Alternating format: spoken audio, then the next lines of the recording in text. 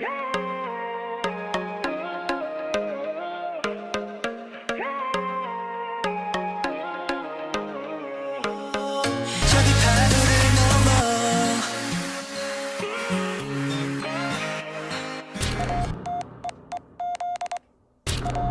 on va parler de mode musical et on le sait, tous les groupes pop de pop sud-coréenne connaissent un succès grandissant à travers le monde et notamment en France aussi.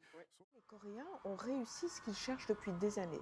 Mais il faut revenir pour cela à l'origine de la K-pop. En fait, la K-pop, c'est né dans les années 90, au moment où il y a eu une énorme crise financière, et elle a créé une industrie du divertissement avec d'une part des séries télévisées et d'autre part de la musique. C'est une véritable revanche culturelle historique, puisque toute l'histoire de la Corée peut se résumer en gros à un pays qui est envahi et dont la culture est étouffée par ses deux puissants voisins, la Chine et le Japon. Ouais, j'ai vu que c'était beaucoup plus vaste que ça, ce que ça en avait l'air. Et moi maintenant j'écoute plus enfin, des musiques comme du rap et vraiment du hard hip-hop et des choses comme ça dans la K-pop et moins de tout ce qu'il y a. Et vraiment il y a beaucoup de ça aussi, il y a vraiment de tout. La K-pop est comme une lame de fond qui saisit toute la planète. De Séoul à New York, en passant par Milan ou Francfort, le monde entier s'agite en pleine rue. On appelle ça des Ramdan Dance. Les fans connaissent les chorégraphies par cœur et enchaînent les tubes de leur groupe préféré.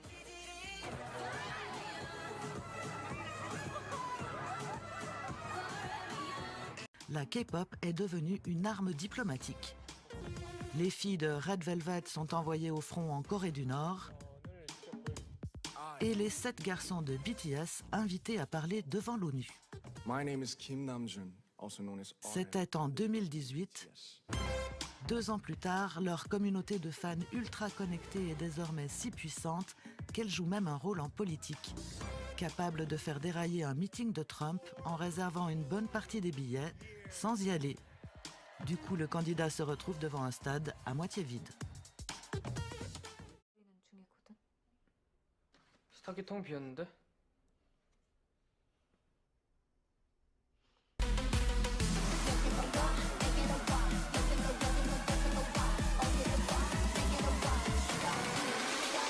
할배가 남자가 어른인데 매들이 용애가 이렇게 유치하게 항복 받아내는 거 솔직히 반칙 아이가? 날 따라와 이 시끄러운 곳을 아무도 몰래 빠져나가 나쁜 맘은 없어 널 조금 더 깊이 알고 싶어 그 아주 부드러운 음악 속으로 헤매고 싶어 누이란 우리가 생각하는 것보다 훨씬 강인한 존재야. 그리고 이 세상 모든 오라비들은 너의 눈빛이 날 사로잡다 나를 갈수록 날카로워졌다 너의 집착에 지쳤다 많이 배웠다 맘에 피가 난다 나 쓰러지쯤 되면 다가와서 책상같이 사랑해란 말 누가 진짜 너였는지 알다가 또 헷갈리 줄래? 나 물어볼 거 없어. 뭐? 그럼 왜 자꾸 따라? 야, 너 무슨 자신감이냐? 학교 끝나서 집에 가잖아. 집에. 한순간 필이 왔어. 한순간 딱 걸렸어. 어떻게 난 어떻게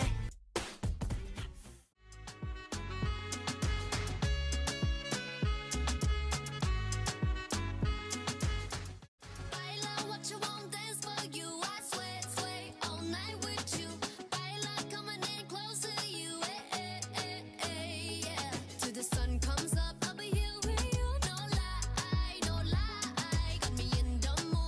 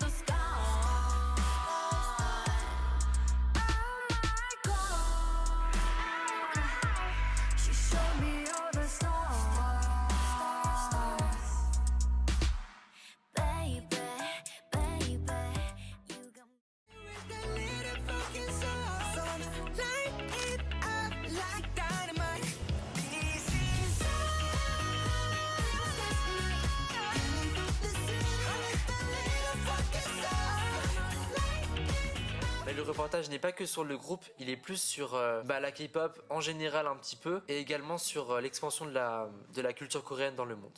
Ça faisait longtemps que je disais sur mes vidéos que je voulais voir un reportage vraiment plus recherché dans les recherches sur la K-pop. Et là, on a un reportage qui est quand même assez long, qui fait pratiquement 6 minutes, qui est bien foutu, qui est assez divers en termes d'informations, qui dit des choses qui sont quand même assez vraies et très intéressantes. Mais les bons côtés du reportage l'emportent vraiment sur tout le reste, et je remercie vraiment M6 d'avoir fait quelque chose d'aussi bien, parce que le travail de recherche journalistique, il a été fait vraiment sérieusement, et ça fait du bien de voir ça, parce que quand tu compares ce reportage à leur premier reportage sur la K-pop, y a pas photo, il y a vraiment une différence qui est juste folle, et ça fait vraiment plaisir de voir les progrès de chacun, et c'est vraiment cool. Vraiment. Prostitution, drogue, revenge porn, que se passe-t-il dans le monde de la K-pop? Ils avaient mis BTS au début du titre, alors qu'en fait ils n'avaient aucun rapport avec le reste. Ils n'avaient pas non plus hésité à affirmer que BTS est un rare exemple de groupe non impliqué dans les innombrables scandales sexuels qui frappent le monde de la K-pop, alors qu'encore une fois ils ont fait des raccourcis qui ne reflètent pas la réalité. C'est juste l'occasion pour le site de mettre BTS dans l'article, alors qu'en fait ils n'avaient aucun rapport ni avec le scandale du Burning Sun, ni avec le phénomène Molka. Et pourtant on retrouve des MV de BTS dans l'article au milieu, alors qu'en fait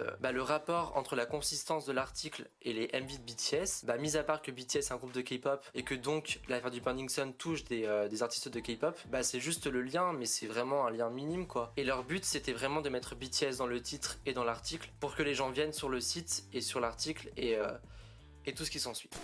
Dans l'émission Touche pas à mon poste, où en fait BTS a été mentionné quelques minutes, mais d'une manière, je vous avoue, je pourrais pas vous dire le mot qui serait le plus adapté, mais je vous laisse regarder. Non. Alors eux c'est carrément des stades, la musique est pas dingue. Eux, ils sont pas dingues, mais ce qui est sûr, c'est qu'ils les rendent dingues. Jaloux, va.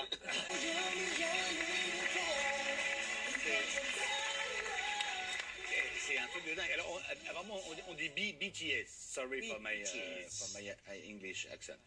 Et franchement, je trouve tout ça hyper pas adapté. En fait, pour moi, un présentateur télé, il a pas à dire son opinion sur des choses. Même si t'aimes pas BTS et leur musique et ce qu'ils renvoient, t'as pas à le dire en tant que présentateur d'une émission, parce qu'en fait, ça donne une image vraiment mauvaise sur le groupe, et les gens qui vont regarder vont prendre acte ce que tu dis pour une vérité, et je trouve ça vraiment dommage. On peut très bien penser que BTS font de la musique pas top, ou que le groupe n'est pas top, mais ce que je veux dire c'est que c'est pas un présentateur télé devant une émission regardée par pratiquement 1 million de personnes de dire ça en fait. C'est pas adapté, c'est pas professionnel, et je trouve ça nul.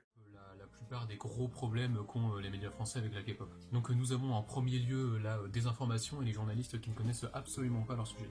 Après, la formation elle est drastique, il passe par la case opération chirurgie esthétique, c'est obligatoire. Alors non, les idoles de K-pop ne sont pas obligés de faire de la chirurgie esthétique. Et ils n'y ont pas tous recours, loin de là. Mais oui, il y en a certains qui en font, mais il faut pas restreindre ça juste à la K-pop. Mais à la Corée du Sud en général, parce que c'est quelque chose de normal là-bas. Beaucoup de personnes y ont recours, c'est juste répandu dans ce pays-là, et c'est absolument pas péjoratif d'en faire. Et lorsqu'ils sont enfin intégrés dans un groupe, alors là, ils ont l'interdiction de grossir ou d'être en couple. Ensuite, les points du régime et du couple sont eux un autre problème qui va avec la désinformation. C'est la généralisation. Les idoles de K-pop sont rattachés à des agences et en font partie. Et le fait de devoir faire un régime ou de ne pas pouvoir se mettre en couple varie d'une agence à l'autre. Donc c'est pas faux, mais il faut pas présenter ça en mode la K-pop c'est le diable. Parce que y a plein de cas contraires aussi. On a des exemples de chanteurs qui font pas de régime ou même en surpoids comme Shindong de Super Junior. Et de chanteurs mariés et même avec enfants comme Chen de EXO. Parce qu'en fait l'idée c'est que ce soit des produits marketing. Marketing interchangeable. Voilà, absolument.